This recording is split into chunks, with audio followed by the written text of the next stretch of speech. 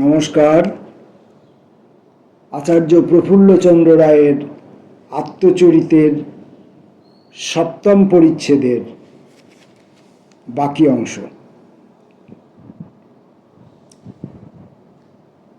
স্মরণাতীত কাল হইতে আমাদের কবিরাজেরা যেসব দেশি ভেষজ ব্যবহার করিয়া আসিতেছেন, অমূল্যচরণ ও রাধা গোবিন্দের সে সমস্তের উপর একটা সহজ আস্থা ও বিশ্বাস ছিল। যে সমস্ত ডাক্তারি ঔষধ প্রচলিত ছিল, আমি সেইগুলি প্রস্তুত করিতে আরম্ভ করি। কিন্তু অমূল্যচরণ আমাদের ব্যবসায়ে নতুন পথ প্রদর্শন করিলেন। এতদ্ব্যতীত তিনি নিজে এই সমস্ত দেশীয় ভেষজের জন্য প্রচার কার্য করিতে লাগিলেন।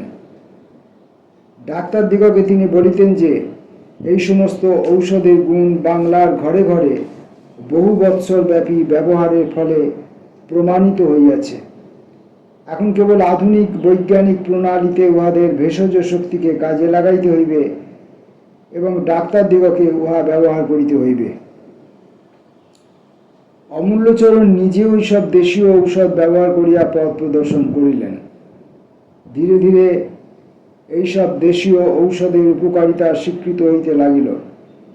তখনকার দিনে টলুর সিরাপ ব্যবহার করা সর্বত্র প্রচলিত ছিল, কিন্তু দেখা গেল বাসকের সিরাপ উহা অপেক্ষা অধিকতর ফলপ্রদ।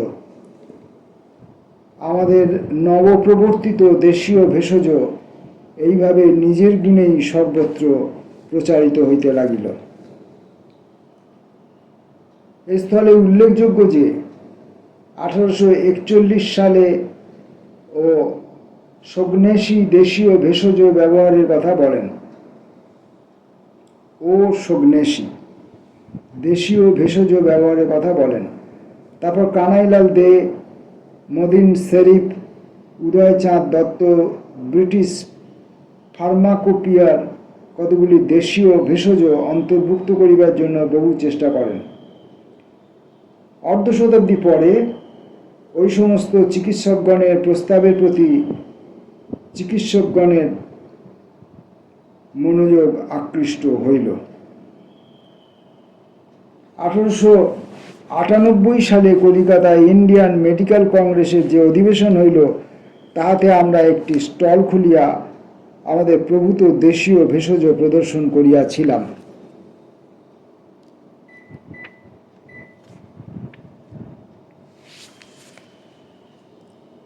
ভারতের বিভিন্ন প্রদেশ হইতে আগত ডাক্তারদের দৃষ্টি উহার প্রতি বিশেষভাবে আকৃষ্ট হইল।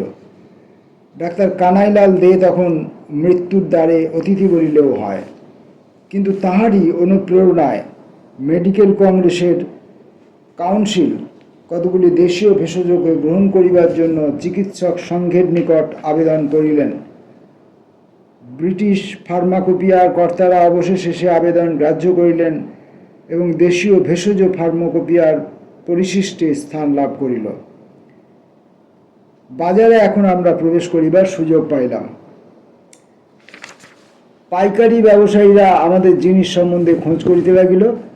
দেশীয় জিনিস প্রচলন করিবার বিরুদ্ধে একটা প্রধান বাধা ছিল এই যে কলিকাতায় ঔষধের বাজারে প্রধানত অশিক্ষিত স্থানীয় এবং পশ্চিমা মুসলমানদের হাতে ছিল।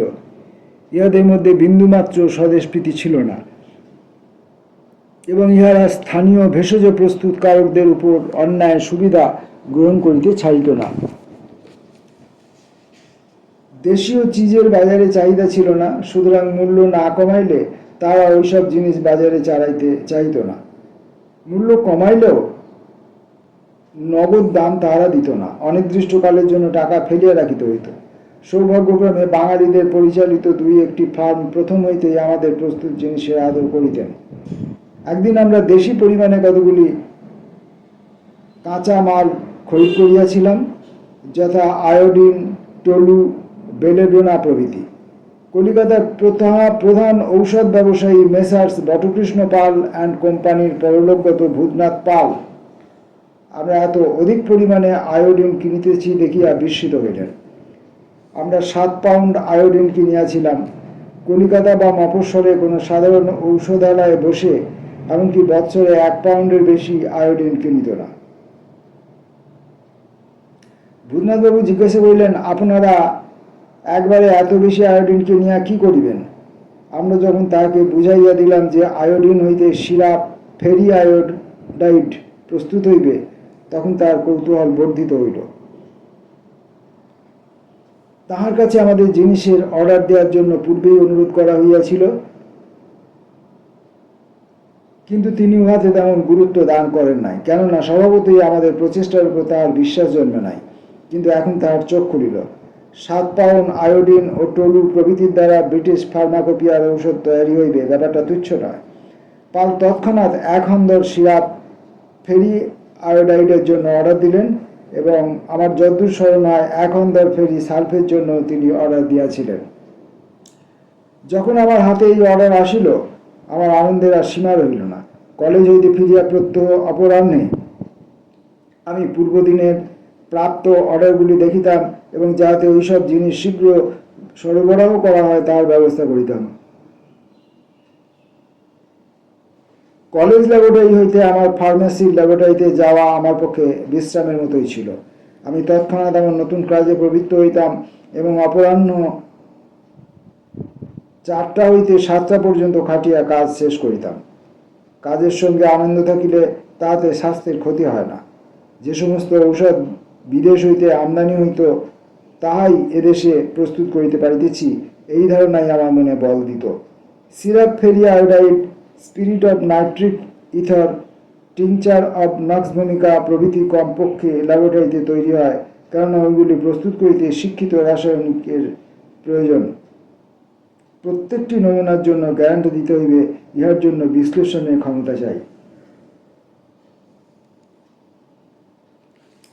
এই সময় আমার পক্ষে একটি বিষম অনর্থপাত হইল। অমূল্যের ভগ্নিপতি সতীশচন্দ্র সিংহ রসায়নশাস্ত্রে MA পাশ করিয়া আইনের পড়াও শেষ করে। মামুলি প্রথায় আইন পরীক্ষায় পাশ করিয়া সে হয়তো ওকালতি আরম্ভ করিত, কিন্তু অমূল্যের আদর্শে তাহার চিত্ত অনুপ্রাণিত হইল। সে নিজের রাসায়নিক জ্ঞান কাজে লাগাইতে ইচ্ছুক হইল এবং এই উদ্দেশ্যে আমাদের নতুন ব্যবসায় যোগ দিল। একটা নতুন ব্যবসায় ভবিষ্যতে যার দ্বারা বিশেষ কিছু লাভের আশা নাই, তাহার কাজে এইভাবে আত্মোৎসর্গ করা কম আত্মবিশ্বাস ও সৎসাহসের পরিচয় নয়। এইরূপ কাজে কঠোর পরিশ্রমের জন্য প্রস্তুত হইতে হয় এবং কিছুকালের জন্য লাভের কোনো আশা মন হইতে দূর করিতে হয়। যুবক সতীশ আমার একজন প্রধান সহকারী হইল। সে কিছু মূলধন ব্যবসায় দিয়াছিল। রাসায়নিক কাজে এ পর্যন্ত বলিতে গেলে আমি একাই ছিলাম এবং আমার পক্ষে অত্যন্ত বেশি পরিশ্রম হইত। তাছাড়া যে অবসর সময়টুকুতে আমি অধ্যয়ন করিতাম তাহাও লোপ পাইয়াছিল। আমি সতীশকে আমার উদ্ভাবিত নতুন প্রণালীর রহস্য বুঝাইতে লাগিলাম এবং সে শিক্ষিত রাসায়নিক বলিয়া শীঘ্রই এ কাজে পটুতা লাভ করিল। আমরা দুইজন একসঙ্গে প্রায় 1.5 বৎসর উৎসাহ সহকারে কাজ করিলাম এবং আমাদের প্রস্তুত বহু দ্রব্যের বাজারে বেশ চাহিদা হইল।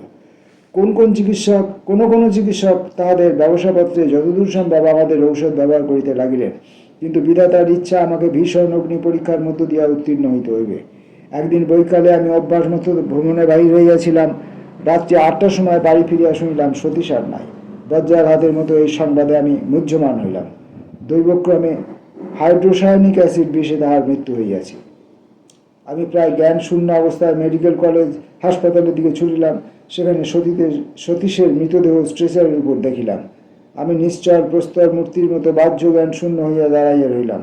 বহুক্ষণ পরে প্রকৃত অবস্থা আমি উপলব্ধি করিতে পারিলাম। এই তরুণ যুবক জীবনের আরম্ভেই কাল গ্রাসে পতিত হইল। পশ্চাতে রাখিয়া গেল তাহার শোক সন্তপ্ত পিতামাতা এবং তরুণী বিধবা পত্নী। অমূল্য ও আমার মানসিক যন্ত্রণা বর্ণনার ভাষা নাই। আমাদের বোধ হইল আমরাই যেন সতীশের মৃত্যুর কারণ। সেই ভীষণ দুর্ঘটনার পর 32 বৎসর অতীত হইয়াছে, কিন্তু এখনও এই সমস্ত কথা লিখিতে আমার সমস্ত শরীর যেন বিদ্যুৎ স্পর্শে শিহরিয়া উঠিতেছে। কিছুকালের জন্য মনে হইল যে আমাদের সমস্ত আশা ভরসা চূর্ণ হইয়া গেল।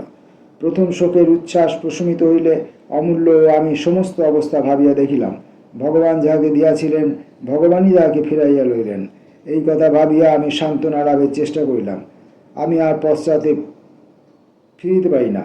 পুনর্বার আমাকে এই সমস্ত গুরুদায়িত্ব স্কন্ধে তুলিয়া লইতে হইল।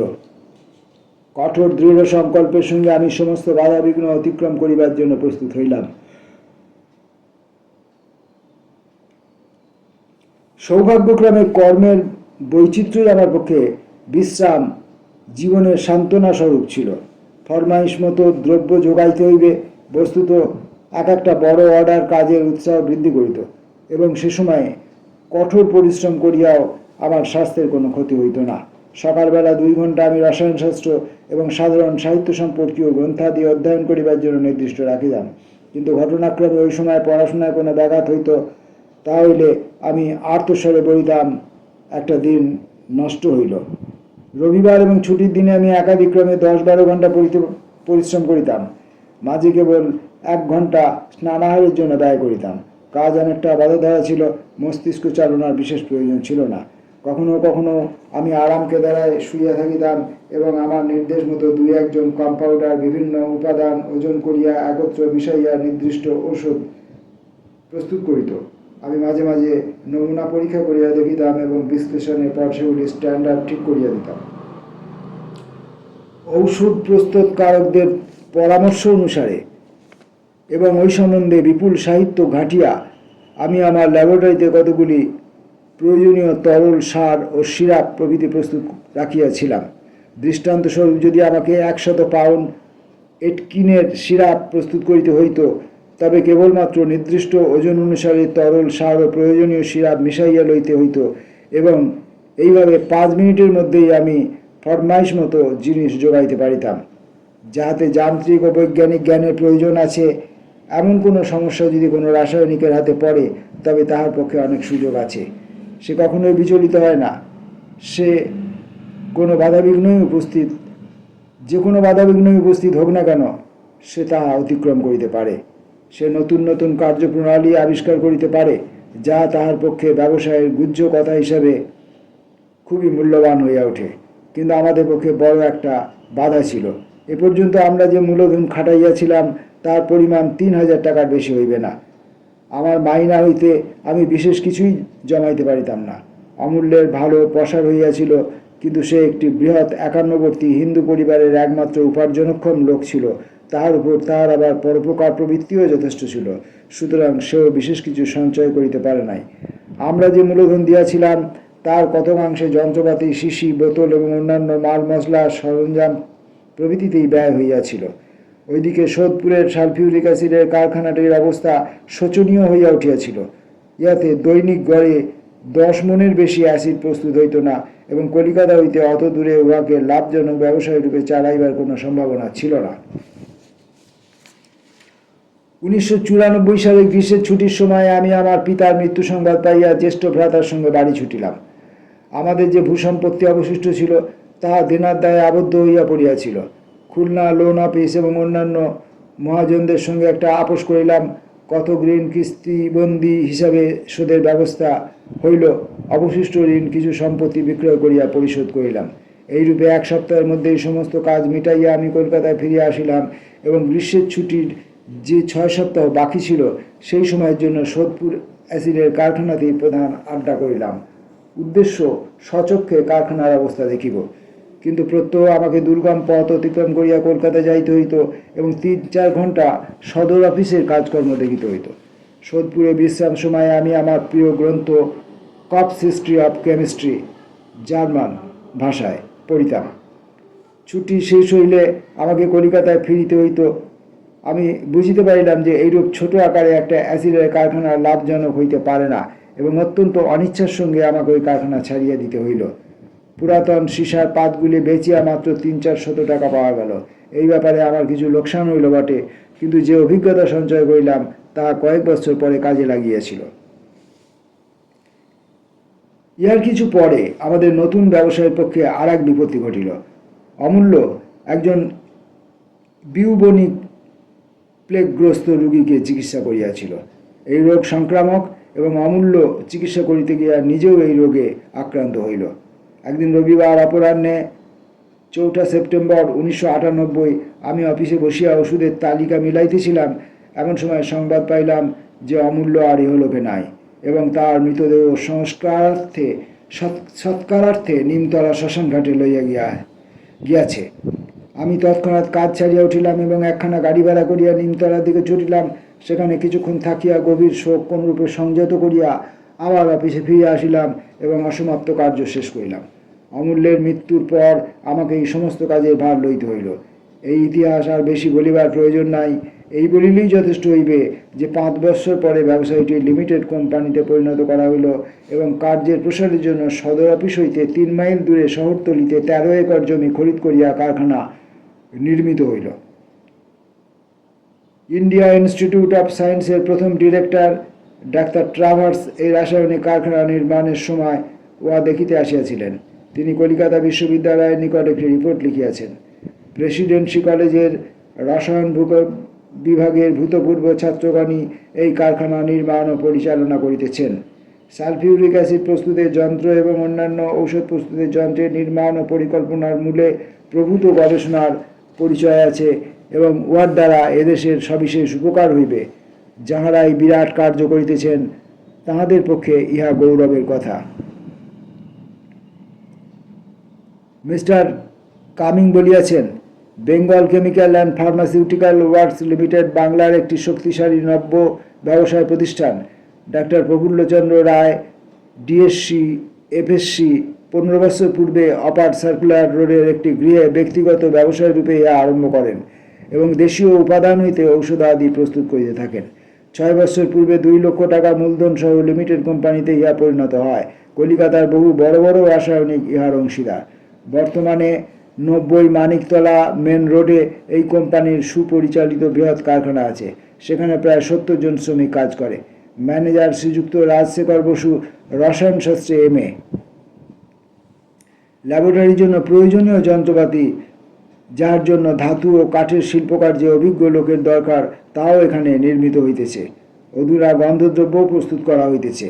এই প্রতিষ্ঠান যে কার্যশক্তি এবং ব্যবসা বুদ্ধির পরিচয় দিতেছে তাহা এই দেশের ধনী ব্যবসায়ীদের পক্ষে অনুকরণযোগ্য।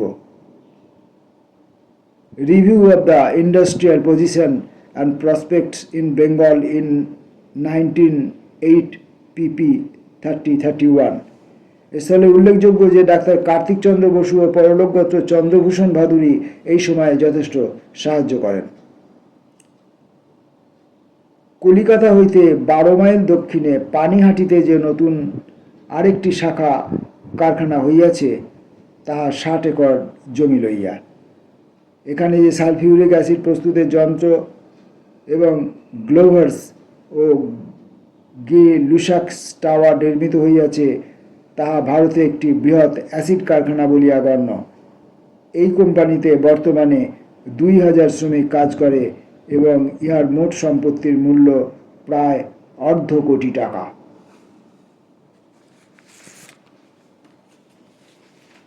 আত্মচরিত আচার্য প্রফুল্লচন্দ্র রায়ের 7ম পরিচ্ছেদ পাঠ শেষ হল।